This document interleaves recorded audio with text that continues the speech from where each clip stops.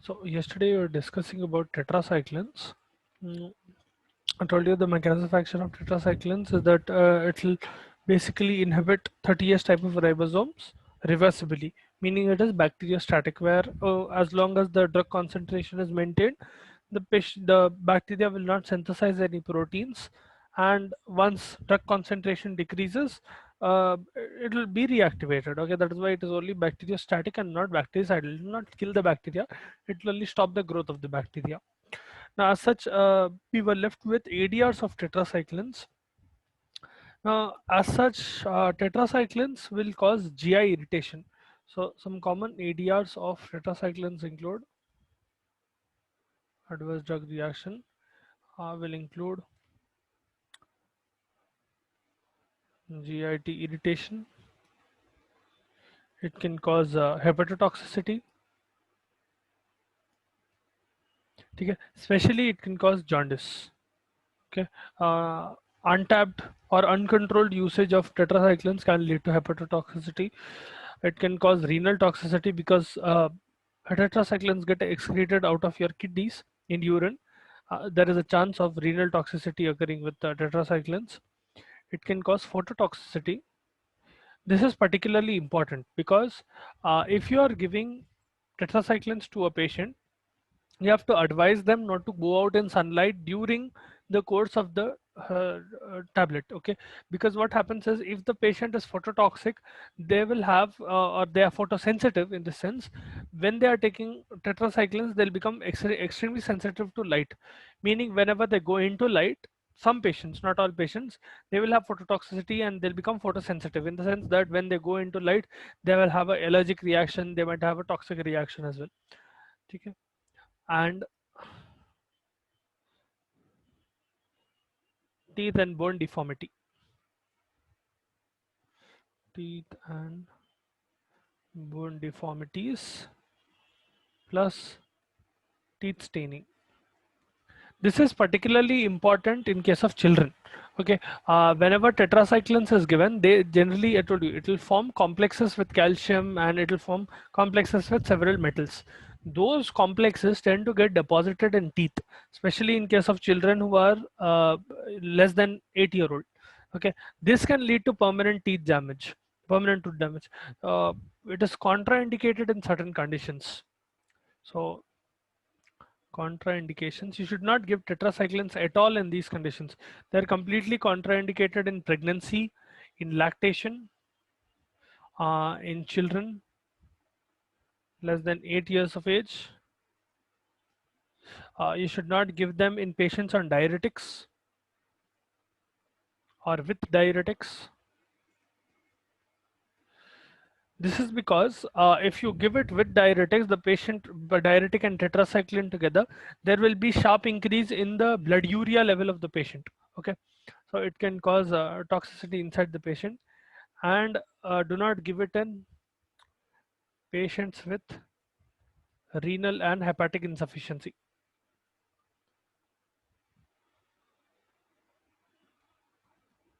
or failure. So if a patient's kidneys or liver are not working properly, or they are completely busted up, in those conditions as well, tetracyclines are contraindicated. You should not give them. Do not inject it with penicillin as well, or do not inject it intrathecally. Okay, into your thecal sac. As such, the T half of tetracycline tends to be quite long. That is why you can give it as an OD dose. All right, a single dose can be given. Now, uh, the uses of tetracyclines will include venereal disease, especially something like chlamydia. Okay, any venereal disease के लिए use करते हैं लोगों को, sexually transmitted diseases. So chlamydia is one example. You can use it in case of atypical pneumonia. You can use it in cholera, brucellosis, plague, community acquired pneumonia बोलते हैं उसको, and UTI. Okay, these are all the indications of tetracyclines, but be careful to not give them in children, neither to give them in pregnant women. Also avoid them in patients with renal failure, hepatic failure, or in patients who have other nephrotoxic or what you call hepatotoxic drugs. Okay, these do not work well with that. It will lead to increased toxicity. Now coming to the next drug, we have chloramphenicol. Chloramphenicol will work similar to tetracyclines in a way. It is also a broad spectrum drug, but please be careful. Chloramphenicol has very significant adverse effects, and chloramphenicol is only reserved for very severe conditions. Chloramphenicol is not given normally. The reason behind that is the mechanism of action of chloramphenicol. So as you remember, tetracyclines will bind with 30S ribosome of the bacteria and reversibly bind with it and stop protein synthesis, right? Whereas chloramphenicol, it will bind with 50S ribosomal subunit and it will inhibit transpeptidation step. So it binds with 50S ribosome of bacteria and inhibits transpeptidation step. इसका मतलब क्या है? Transpeptidation is the process in which one amino acid is shifting to the other. मतलब let's suppose this is the ribosome, ठीक है? And translation is occurring. This is the mRNA which is being read. ठीक है? Yesterday we read that there is A site. Already discussed this last year.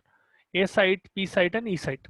ठीक है? One tRNA molecule will come along with one amino acid A1 and T1, and it will come and attach here. ठीक है? So T1 is attaching here with amino acid 1.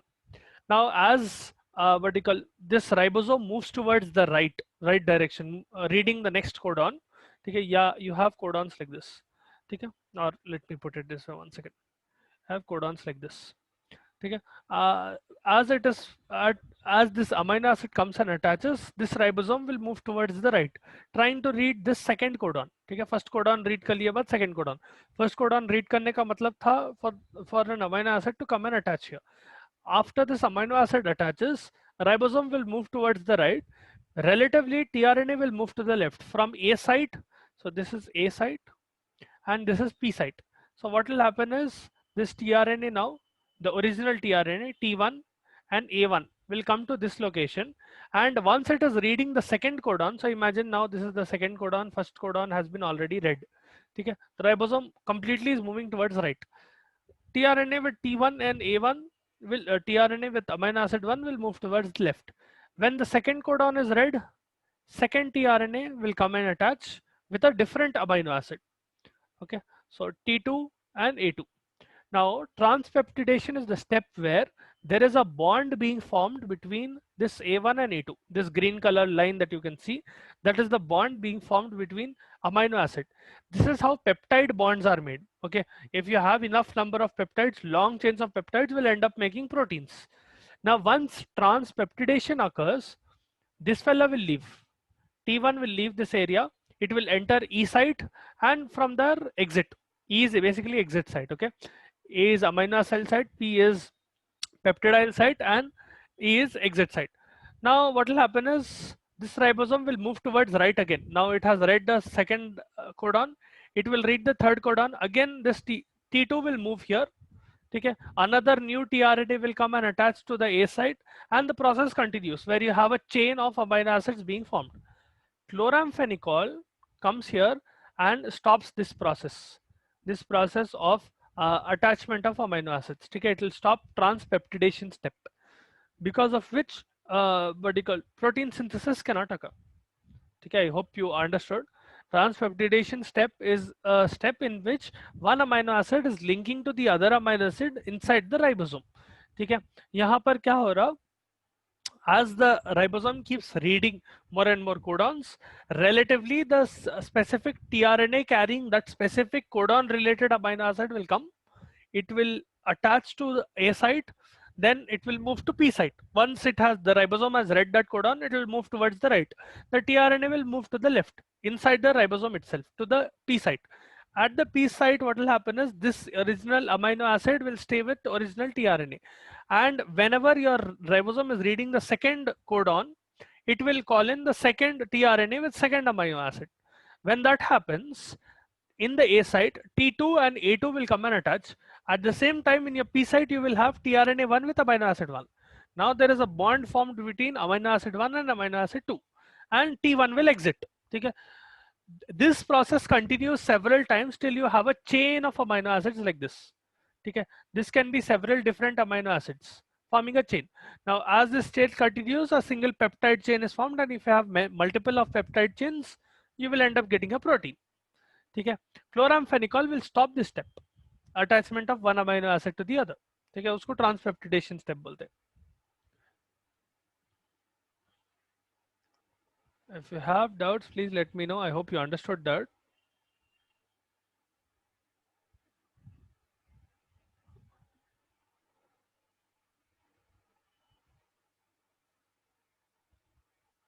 Right. So now this drug chloramphenicol can be both bacteriostatic and bactericidal. At a lower dose, chloramphenicol tends to be bacteriostatic. It will only stop protein synthesis. But at higher doses, it will kill the bacteria. The problem here is that at higher doses, it will also inhibit mammalian mitochondrial protein synthesis, meaning it will start interfering with the protein synthesis of the human. Okay, if I give it in a human, chloramphenicol, normally if I give a lower dose, it will only stop the growth of the bacteria. At higher doses, this drug interferes with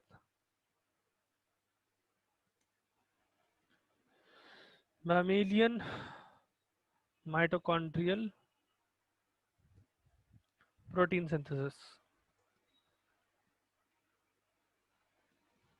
What ends up happening is that your protein synthesis, the host, whoever I'm giving the drug in, the patient, unka protein synthesis starts getting affected, which will have some very certain adverse effects. This will only happen at higher doses. Okay.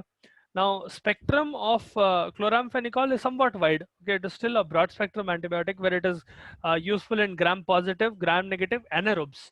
If you remember, tetracyclines are useless against anaerobes, but chloramphenicol is helpful in anaerobes. So spectrum, gram positive and gram negative anaerobes. Okay, you can give it in case of anaerobes, salmonella. You can give it in Haemophilus influenza. You can give it in Klebsiella. Okay, Neisseria, that is also effective. Chloramphenicol will be effective against Neisseria meningitidis as well. Coming to PK of the drug, pharmacokinetics, this drug gets rapidly absorbed, very well absorption. Okay, tissue penetration is excellent.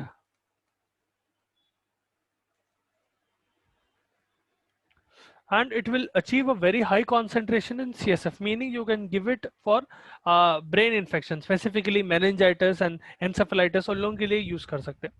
Okay, achieves good concentration in CSF, especially for meningitis. It is useful. Now this gets metabolized by liver conjugation. The problem is that if you give it in a baby, let's suppose you give it in a neonate or you give it in a baby, there will be a very significant adverse effects called gray baby syndrome.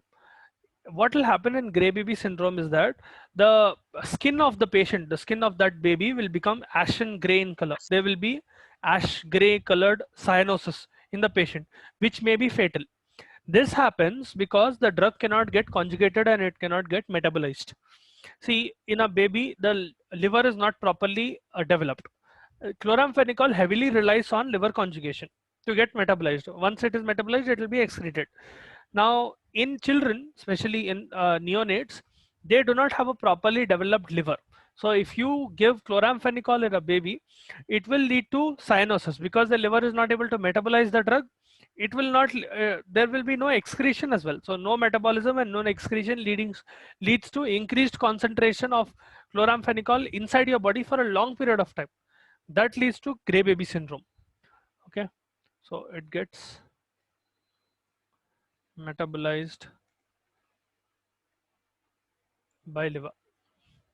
Okay, so adverse effects will include gray baby syndrome. They are completely contraindicated in case of neonates and children. It will cause bone marrow depression.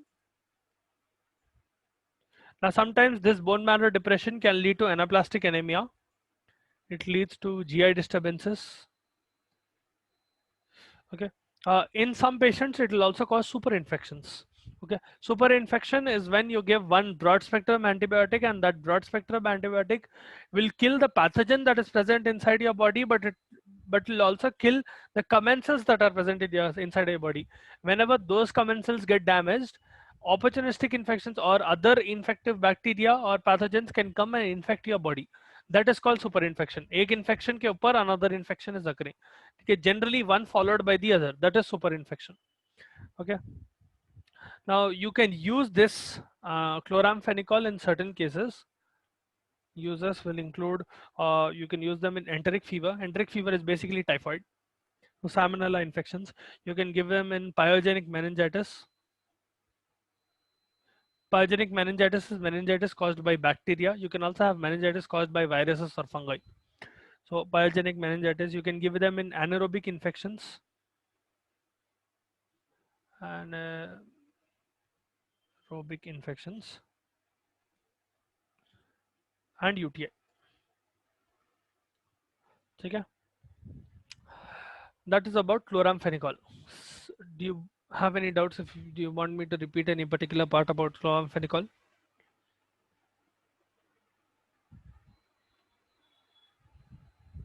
Okay. Now coming to tigecycline.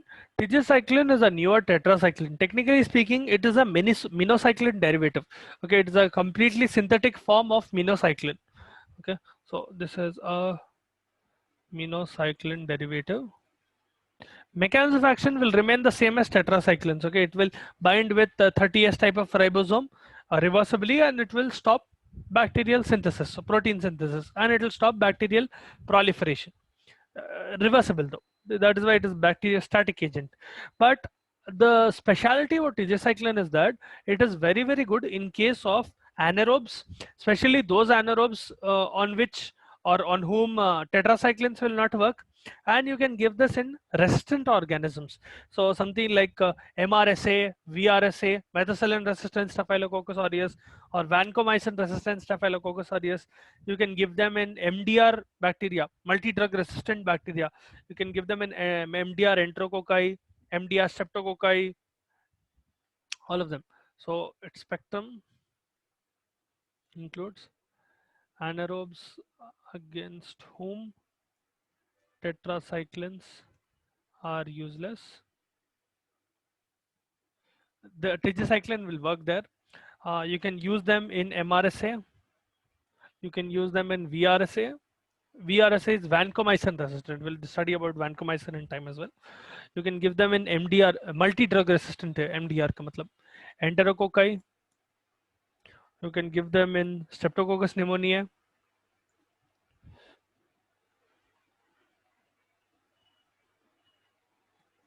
You can give it in case of Enterobacteriaceae. You can give it in Mycobacterium. Okay. Some species of TB and leprosy. Not the first choice, but you can give them both for TB and leprosy. TB and leprosy. Okay, Mycobacterium tuberculosis, Mycobacterium leprae. Both of them will work. You can give them in case of Legionella. You can give them in chlamydia. So this type of venereal disease, and you can give them in case of rickettsia. Okay, rickettsia. This tetracycline has a very very long T half. It has a T half of 36 hours. T half is equal to 36 hours. So it will stay in your body for a very long period of time, and it has very very good tissue and cell penetration. So tissue borne diseases and all will work very well with tigecycline. Now it gets excreted in your gut. So there is GIT excretion. Because of this, you can give it in case of renal failure as well. Can be used in case of renal insufficiency. See, in case of tetracyclines, because they are irritating, they are causing renal toxicity and hepatotoxicity, there is a contraindication there where you cannot give those drugs, tetracyclines, in case of what you call hepatotoxicity and renal toxicity. This fellow, on the other hand, will get excreted through gut, meaning in feces. So you can give it in case of renal insufficiency. Then specific adverse effects of tigecycline will include almost 25% of patients who take this. So 1 in 4 patients will complain of vomiting and nausea. Vomiting and nausea are the most common side effects and the most important side effects related to tigecycline. Okay, 1 in 4 patients who are given tigecycline experience vomiting or nausea. That is one of the reasons why it is contraindicated in pregnant women.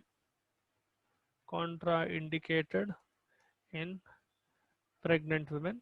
Avoid in case of lactating women as well. Okay. So that is about tigecycline. Hope you understood. Do you have any doubts regarding tigecycline?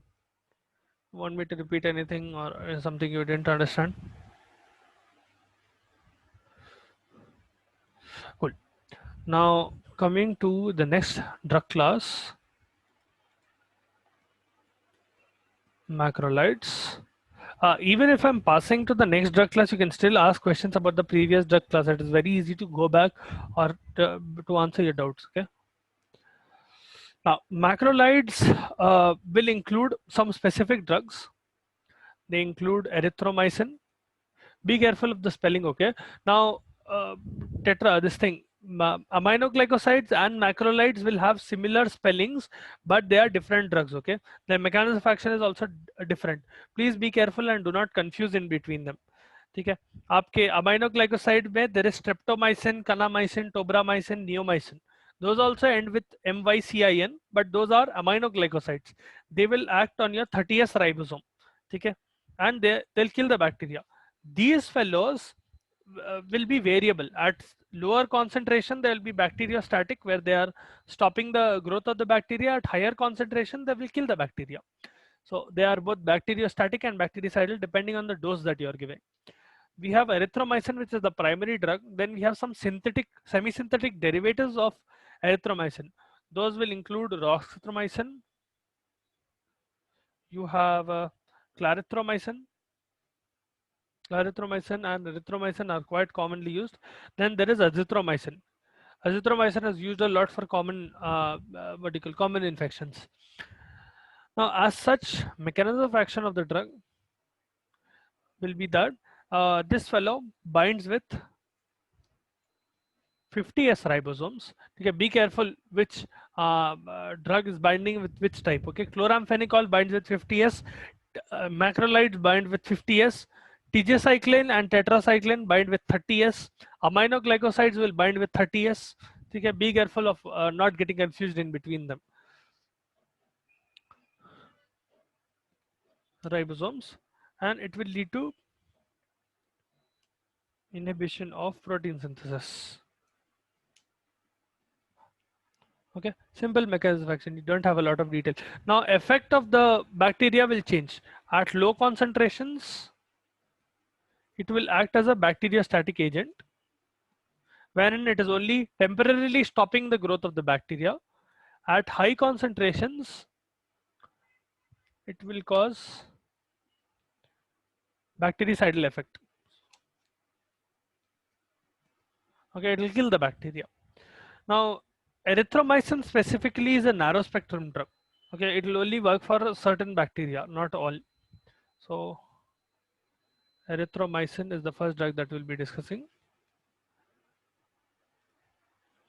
Erythromycin is useful in case of it is a narrow spectrum, meaning narrow spectrum.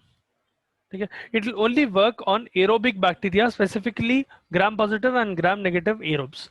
Not exactly very useful in case of anaerobes. So it will work on gram-positive and gram-negative aerobes. So these will include your streptococci, pneumococci, staphylococci, gonococci.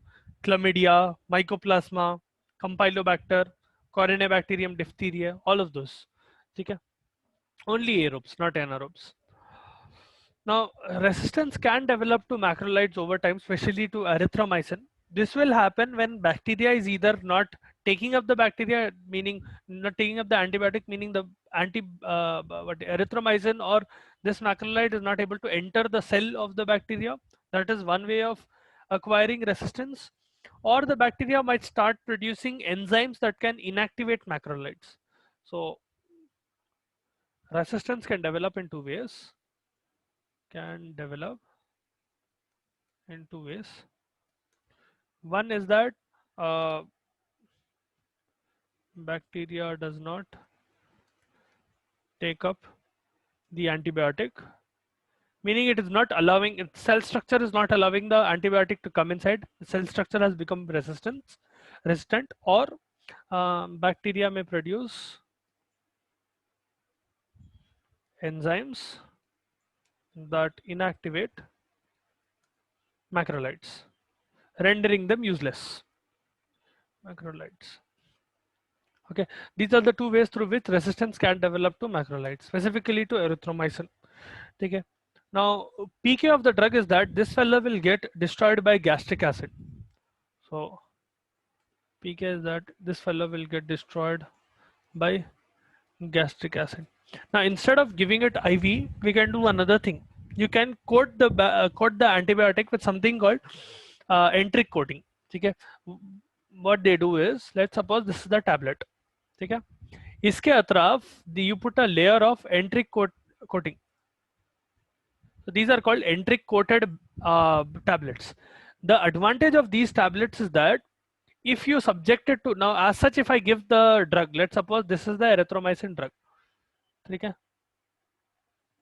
अगर मैं drug को ऐसे दिया, तो it will get destroyed by gastric acid and it is useless. If I give it in an enteric coated form, whenever it is passing through my stomach, only this outer layer will get damaged, whereas the drug will remain the same. As it reaches to your intestines, it will get absorbed and you will start seeing the effect of the drug. So you are basically bypassing the damage that is caused because of acid. Okay, I'll repeat the concept again. Enteric coated tablets jo rehte, they will be coated with a protective layer. That protective layer will protect that particular tablet against acid. ठीक है, उसलिए उन लोगों को enteric coated tablets बोलते हैं. They are protecting against the acid present in the stomach. ठीक है, any acid sensitive tablets can be given in this way, acid sensitive drugs. So if you give a enteric coated tablet, what will happen is it will only the outer layer will get damaged, and by the time you will coat the tablet in such a way that let's suppose the time required for the tablet to pass through your stomach is 2 hours. Okay, once you are taking the drug in, it is taking 2 hours for the drug to get dissolved. In that case, this coating will be thick enough so that it can last for 2 hours in your stomach. Okay, after 2 hours only will it completely disintegrate, and once the tablet reaches into your duodenum and your intestines, that is when it will dissolve and it will get absorbed into your body through through your blood vessels. It will enter into your systemic circulation and get distributed. All right, that is the concept behind enteric coated tablets. Now, as such, this erythromycin achieves a very good concentration in almost all fluids of your body except CSF. So you cannot use it in infections like meningitis. 1 second. So this fellow achieves good concentration in all body fluids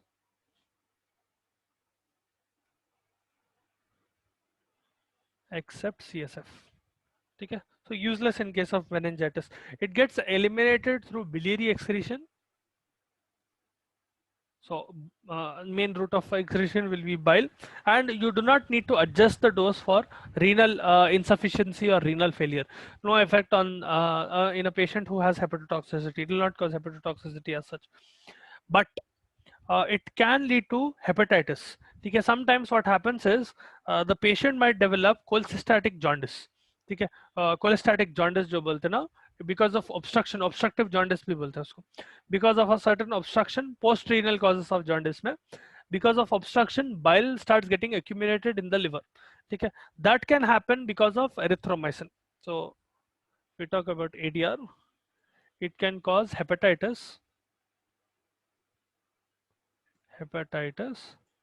uh, because of, or hepatitis with cholestatic jaundice, ठीक है, cholestatic jaundice is also called obstructive jaundice, ठीक है, generally this occurs after 2 to 3 weeks of treatment and it is more common if you give it with a estolate salt. So erythromycin salt, erythromycin estolate salt बोल के formulation मिलता, if you give that there is a higher chance that cholestatic jaundice can occur.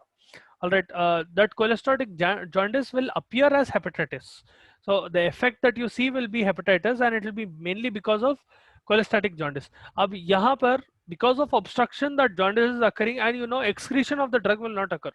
See, biliary excretion, if it is relying on bile to get excreted and if there is obstruction in the flow of bile, the drug cannot get eliminated, meaning its blood concentration and its body concentration will start increasing.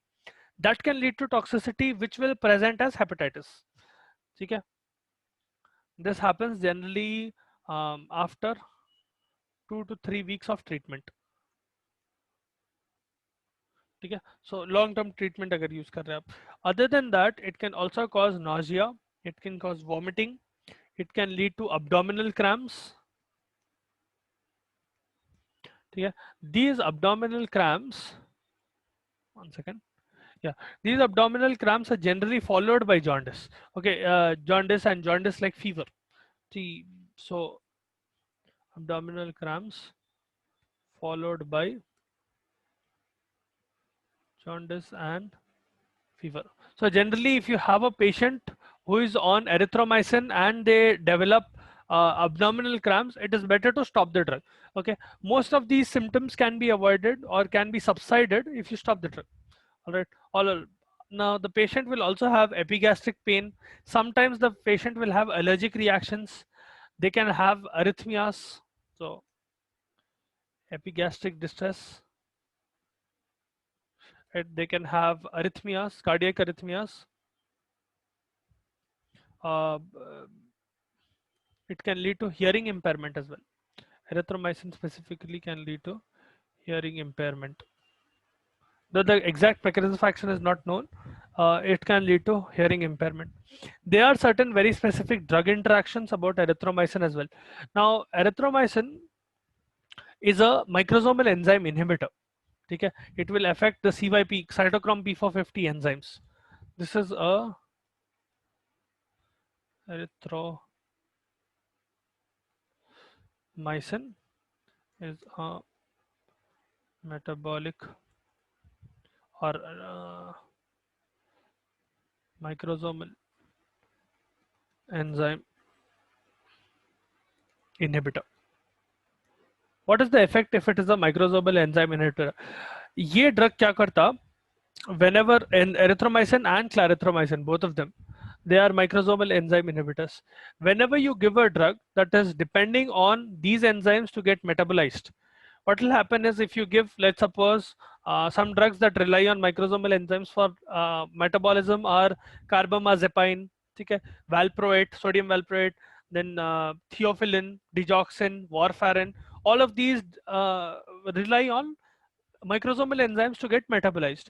Now, if you give erythromycin with any of these drugs, the plasma concentration of those drugs will increase because metabolism is not occurring. Now, absorb हो गए, distribute हो रहे, distribute हो गए, metabolism हो रहा, metabolism के बाद excretion हो रहा. If those drugs are not able to get metabolized, they will start getting accumulated in the blood for a long period of time. So, this fellow will basically cause toxicity of, so it leads to toxicity due to carbamazepine, carbamazepine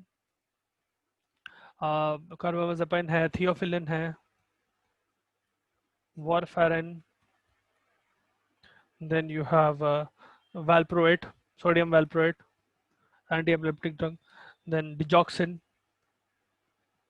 ठीक है, all of these will start getting accumulated inside the body, because all of these rely on microsomal enzymes to get metabolized. If you give erythromycin or clarithromycin with any other drug also which is relying on microsomal enzymes to get metabolized, they will start getting accumulated, leading to toxicity. So you have to be careful to check for interactions. Okay, I'll continue with the uses of erythromycin and macrolides tomorrow. Hope you understood till here.